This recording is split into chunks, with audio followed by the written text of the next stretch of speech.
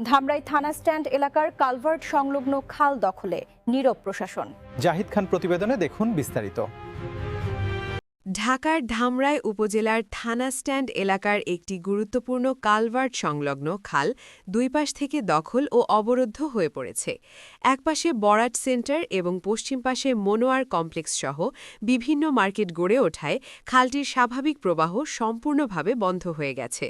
স্থানীয় সূত্রে জানা গেছে, দীর্ঘদিন ধরে ওই দুই পাশের মার্কেট থেকে খালের ভেতরে ময়লা আবর্জনা ফেলা হচ্ছে, ফলে খালটি এখন কার্যত ময়লার ভাগাড়ে পরিণত হয়েছে।